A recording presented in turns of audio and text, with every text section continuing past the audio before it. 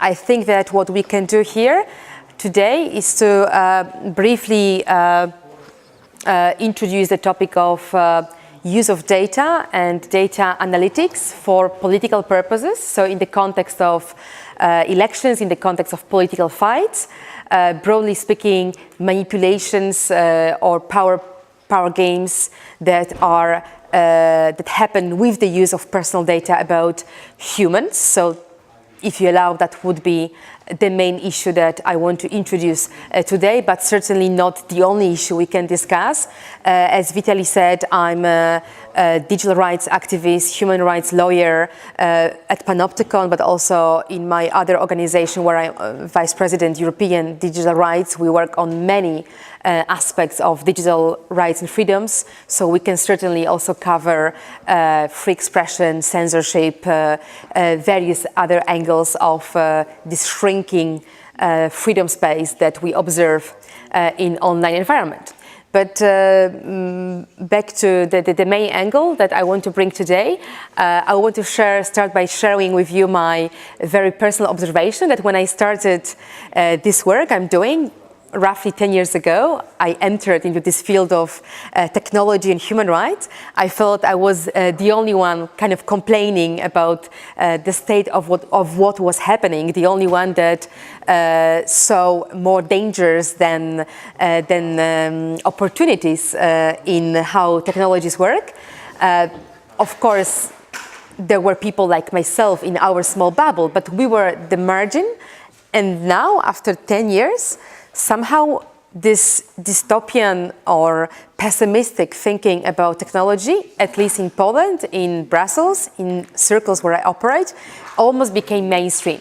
So I really see how this approach to technology and opportunities and threats generated by it is clearly changing in Western Europe, in North America, from this crazy tech optimism that was super visible 10 years ago to more critical thinking. And while I'm very glad to see that shift, I'm also a bit terrified how bad it really gets if even mainstream media can appreciate the scale of dangers and can really make even mainstream users more and more terrified.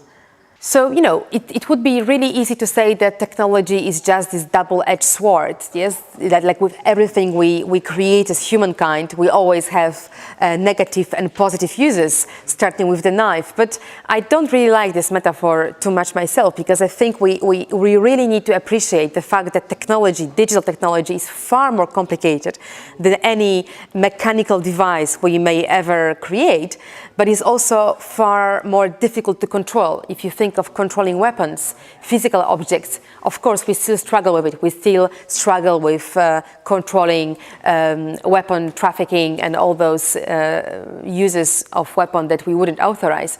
But still I think we are far more advanced with this than we will ever be with controlling technology. So basically the first step that I advocate always is the need to understand what's going on first before we even try to look for good tools to control it. I'm not saying that it's going to be easy for us to find those tools. I think it's going to be very difficult. But the major problem that I observe as lawyer and activist is that even understanding of what is going on behind the scenes of commercial internet, behind all those websites that we use that are here to give us nice services, even understanding this is quite challenging, and this is probably where we got stuck and where we need to go deeper. In Europe, in North America, a very important wake-up call in this exercise of discovering and understanding was a scandal that I'm sure you heard of, involving the company called Cambridge Analytica and the company called Facebook. The second one obviously much more famous, but both involved in what we call micro-targeting of people using Facebook and internet in general for political purposes in the frame of presidential campaign that was run by Donald Trump, and also in the campaign that UK groups ran for the Brexit. So both extremely influential, successful campaigns that were controversial for the very reason of what they were bringing in US and UK respectively. Both those campaigns were run with similar use of not only technology, but specifically data provided by Facebook. We knew about this for years. The first time when we discovered that Facebook was instrumental in both campaigns was actually immediately after Brexit and immediately after Trump got elected, because company behind this project, Cambridge Analytica, was very proud of their efficiency and advertised a lot what they did. But somehow back then it brought some controversy, certainly, but not as much as this year, when a whistleblower, Christopher Wiley, a person who used to work for this company, revealed that actually the transfer of data that happened there, the transfer of personal profiles of millions of Facebook users to the company that later on used this to do this micro-targeting happened legally within Facebook empire, was authorized by Facebook. So really it wasn't like data breach as they wanted to present it. It wasn't an accident. It was just logical consequence of how Facebook as data empire designed to create people's profiles operates. And I think that was the sort of wake-up call that people got, that wait, it's not just that some evil people sometimes use our data against us. No, the whole data machinery online is actually designed to enable those transactions, and we are the last ones who discover it, the last ones to control it, and we clearly get manipulated. So that was the very important wake-up call. And obviously, after hearing this and also reading the invitation we gave you for this lecture, you might be wondering how much influence all this has on our lives. I mean, is this really so efficient to take personal data of people, design advertising that responds to their needs? Is this really enough to influence people's political choices? Or let's imagine buying an army of bots, something that we hear a lot also from Russian side, that happens, that politicians are able, without investing too much money, to employ big armies of bots to help them spread the information they want. They obviously use the fact that we live in information bubbles, and if you are influential in a certain bubble, if your bots are influential in a certain bubble, like conservative bubble or nationalistic bubble or whatever progressive bubble, you can obviously make a lot of fuss the way you want. So probably you are asking yourself question, how influential all that is? And I think that's absolutely key question, not to be fooled or not to be pushed too easily into thinking that technology is all it takes to win elections, to manipulate people into certain behavior, to keep full control over a certain society. I never advocate that point. So I'm the last one to say, yes, all it takes is data and technology. In fact, I'm very critical of this, and we can talk later about projects Panopticon does around data democracy, so to say, debate, to question or undermine this thinking that technology fixes or spoils it all. But at the same time, I'm also very careful not to underestimate this. So my take on this is that if you have, like in US, a race of two very good candidates, obviously Hillary Clinton was a good candidate for some and Trump was a good candidate for others, or if you already have established powerful regime like what we have now in Poland, which is controversial for part of society but is clearly supported and appealing to part of society, if you have those kinds of situations, then adding this technological layer on it and employing bots, fake news and political micro-targeting can make significant difference. So summing this point, I don't think that you can just bring any candidate, out of nowhere, even the one you personally like, employ technology, bring millions of dollars or other currency to push this candidate and win. I don't think that's possible. But if you already have certain conditions in the real world in place, then technology can make all the difference and help, say, your candidate win over the other one. That's why I don't think we can ignore this question of influence altogether. But second, maybe for me today, even an important question that I rather focus on this now, is the question of agency. So who really is to blame or who is responsible for those mechanisms of political propaganda?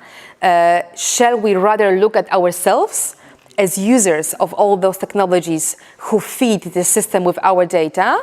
Because at the end, we are the data providers, right? We are the people who participate in those debates, participate in Facebook, participate in online media. So be that for whatever we discuss here, is it micro-targeting, so the kind of advertising that happens online, or is it fake news spreading? We are always very important agents of this. So shall we be looking at our responsibility, or maybe blame just the big companies that are behind it, who manipulate us and who, in my opinion, abuse the data we give them with full trust? So this is the really interesting question that I would encourage us to discuss together. I will be really waiting for your opinions after this introduction I give. But moving forward, for me, understanding of this broad picture starts far before the internet we know today, with Facebook in the center, Google in the center. Far before this happened, actually, if we think back to the beginnings of political propaganda and manipulation with the use of knowledge about humans, this is starting in 1920s at least. So that was the time when a very important figure for political marketing operated. Maybe you heard about Edward Bernays. He was a nephew of Sigmund Freud, that I'm sure you know. And Bernays was actually the father of public relations in the modern understanding of this. And what he really used from the very beginning, and he never denied it. I mean, he was very open about the fact that he's using the subconscious about humans. So the value that Bernays brought into marketing from the very beginning was actually understanding that people are not rational. People are not choosing political candidates, or they are not taking part in public debate based on rational arguments. They rather operate on the grounds of the subconscious. So the desires, the needs, the fears, and he was really good in identifying those using the knowledge or the know-how that his uncle discovered in a way and classified. So this was how the public relations started. And it was 100 years ago, almost, right? So between that time and today, we didn't, I think, change so much the approach or the ethics of this. The ethics is more or less the same, screwed up, but we certainly got much more powerful tools that Bernays never had, because in his times, in order to understand people's desires, needs, fears, you would need to put that person on a sofa and do psychotherapy. Today, all you need is Facebook, basically. So here comes the time of Silicon Valley and companies like Facebook, Google, but not only them. I think even more important for this discussion and more influential are hidden companies, those that we don't really meet every day online. So here I'm thinking about Palantir, the data analytics company working for governments, working for many intelligence agencies.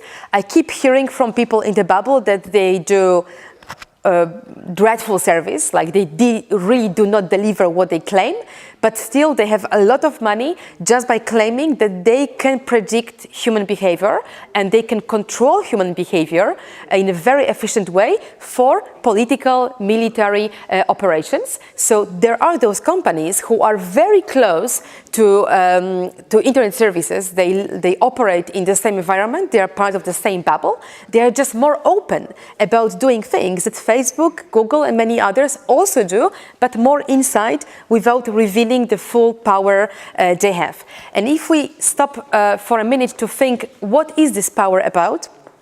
I would like to invite you to do this quick thinking exercise. Can you imagine that all those little traces that you leave behind on the internet, all those IP numbers, metadata, like location, time of your logging, all your pictures, all your small posts and interventions, all this suddenly comes back to you and you can see it, right? It would probably be by now, for most of us, it's at least 15 years of living online, so it would be a wealth of data. But what would really it show me? Like if I can imagine this, it's really hard to imagine I can see all this in one big file, but I'm pretty sure that without sophisticated analytical tool, or at least some graphs, I would not be able myself to make any use of it. And certainly I would not be able to draw any understanding of my life just by having all this data dandruff, right? So I guess this thinking exercise we can do here leads me to this simple observation that you need to be a big player with big technology behind you and quite sophisticated data analytics software to make any sense of what humans do, right? So just having data, just storing data on servers, it's just a cost, it's just a burden. It doesn't give you any value. The real value for those companies starts with the moment they can understand reality. And understanding for them is not about understanding what you did yesterday. That's relatively easy. For us, it would be difficult, as I said, but for them, probably summarizing this knowledge to understand that person X have moved, I don't know, this way, worked in those places, bought those things. This is not super complicated, but that does not really give you any advantage. The advantage starts with the moment when you can predict human behavior looking forward.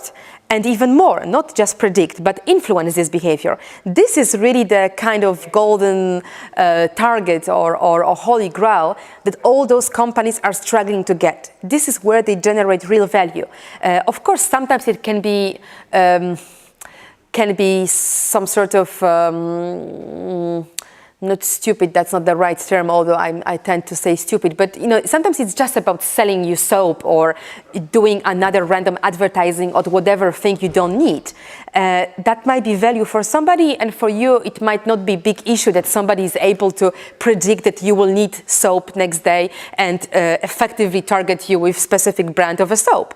But we all know it's not about soap anymore. It's about really much higher stakes, including big politics, including activism, including controlling social behavior, including things like trends in public health or trends in ecology or trends in basically, I don't know, migrations, really serious trends that also can be controlled if you have enough data and sophisticated enough tools to grasp those bigger trends. But this kind of knowledge and understanding is only reserved for the big players, right? So only the really big influential companies can compete in the sense of getting this this value. So what happened between Facebook and this specific now infamous company called Cambridge Analytica wasn't an accident. It wasn't some kind of mistake in operation of Facebook. It was clearly a logical consequence of how Facebook has been designed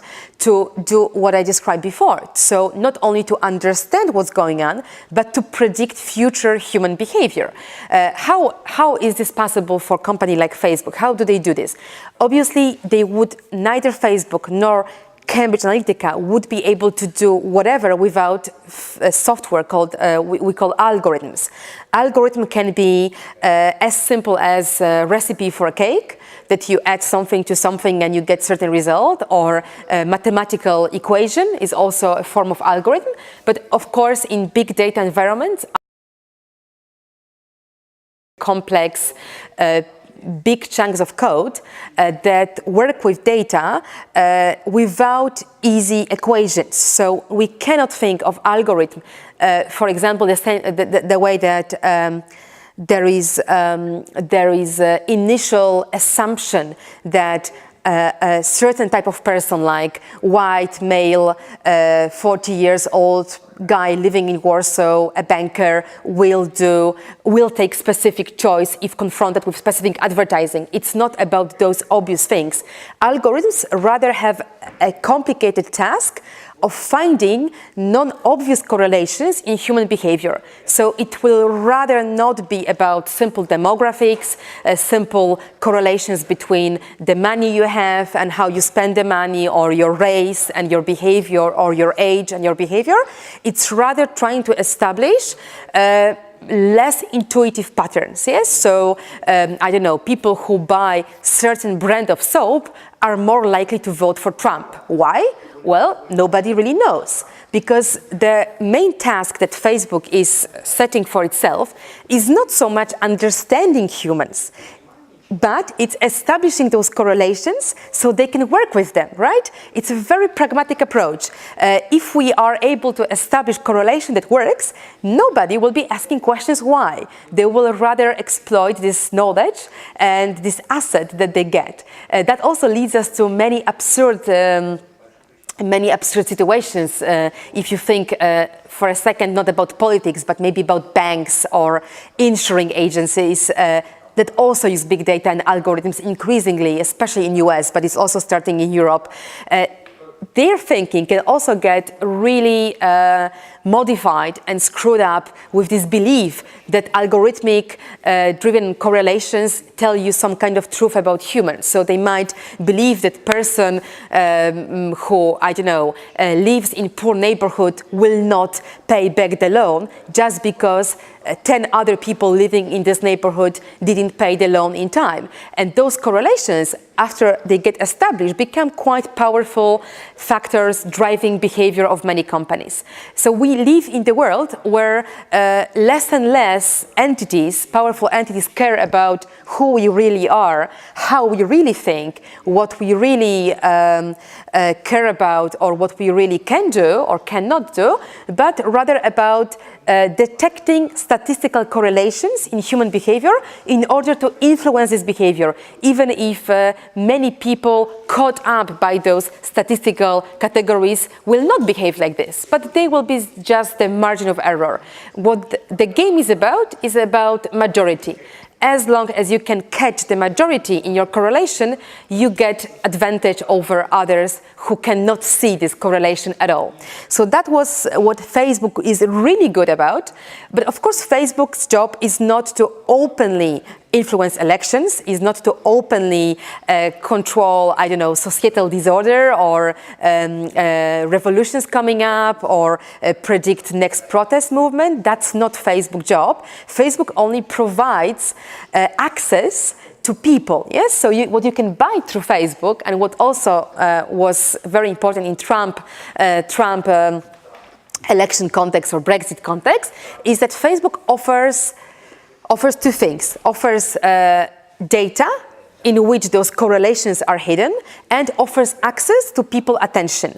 If you are a company like Cambridge Analytica, that case shows, you can get access to data of people through a random app. That's what happened in the past, yes.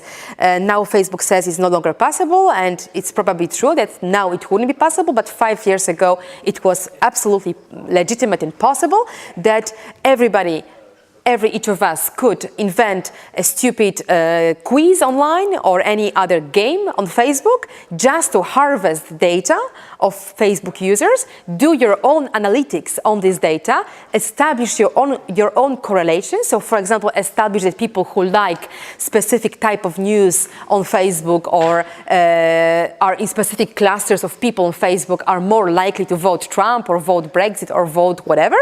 And then use the same platform to access these people and present them with very specific messages, very specific advertising. So that's exactly what happened in the past.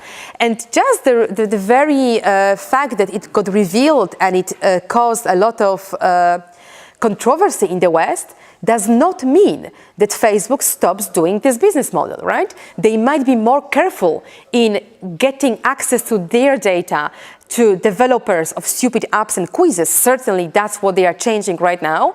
They might be more careful in advertising their services for political campaigns, which they did openly, even in Europe, where political advertising is heavily regulated. Still, Facebook advertised in Germany even, that you can use its data to access people for political reasons. They might get more careful with this, but it doesn't change the very fact that all those data-driven companies, Amazons, Googles, Facebooks, Instagrams of this world, are just driven by the same desire. The desire to kind of classify, categorize human behavior, establish statistical correlations, and help others who want to have influence on us use this knowledge for various sorts of propaganda, manipulation, or just ethical advertising. In some cases, I think also ethical advertising is probably possible. What is also quite important in this landscape is that it's not just about elections, it's not about this political game that we are aware of. This knowledge, those tools are also used for psychological operations in the military context or intelligence context. And if you look at services offered by companies like Palantir that I mentioned before, or by the parent company of Cambridge Analytica called SCL, it's a UK-based company, SCL. If you look at the list of their clients and how they work in Afghanistan, they work in various developing countries.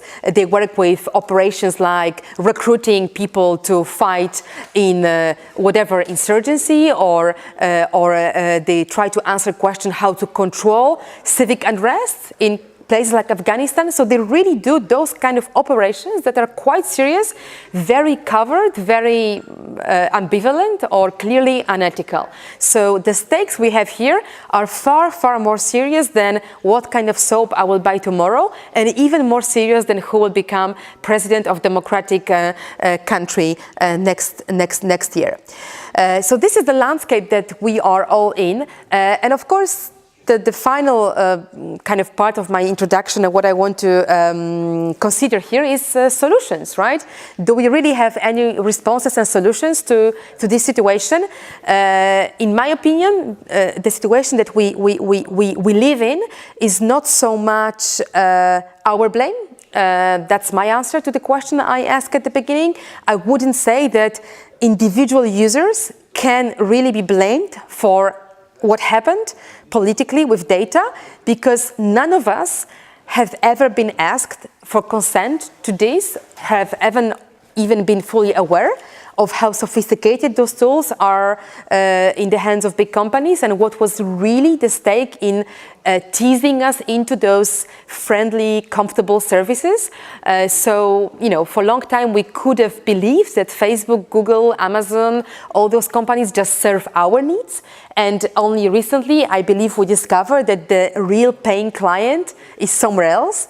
And the full consequences of this fact are grave. I mean, if somebody else pays for the service, we are the product, we get manipulated, we get controlled. And if that somebody is not just soap-producing company, but our next president or our military intelligence, we are in big trouble, right? So I don't think we ever authorize this. So one of the solutions that we advocate as Panopticon, but also as European digital rights, is to actually ask for new kind of regulation legal regulation based on understanding that all this concerns us as humans in a very serious way, that it's not just data, but it's privacy, intimacy, freedom, free expression, freedom of assembly.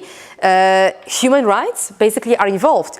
Right now in Europe, I'm sure you've heard of this, we have a newly adopted data protection regulation called GDPR, which is better than the previous framework, and that's certainly a step in the right direction, but it's not responding to all the challenges I described, because it's not really embracing the politics of data and the fact that it's not just about data protection anymore. It's really about political choices. It's really about controlling societies by those who have power. So I believe we have to take next step and seriously discuss two issues that are not included in this GDPR regulation. One is approaching those big companies as monopolies, new kind of monopolies that we have to name and regulate in a different manner than we used to think about monopolies. So it will not help us if we divide Facebook in four. It will not help us if we destroy social network that was created by Facebook. I actually think personally that it's great value to have this network, and I don't think that it would be wise to destroy it. So what I propose rather is to open it, treat this as new kind of communication infrastructure for people, and take full consequences of this. So if we understand that Facebook is gatekeeper controlling access to new kind of social infrastructure, well, we don't want to destroy it, we don't want to claim it back from Facebook, but we want to open it for everybody who is able to create own services and link to people in this network. So for example, if you can imagine that, you don't have to imagine, I guess Facebook users know that already Messenger, so the app for one-to-one communication, has been separated from Facebook website on the mobile phone. So if you can imagine the same happening with every single function of this service, and you can imagine yourself creating an app like Messenger, talking to the other app on Facebook, the same way you call with your mobile phone different operator, technically this is quite easy. It's not rocket science, it's not something that technically will be challenging. What is challenging here is political aspect of this. So forcing Facebook to open its network for this kind of interoperability.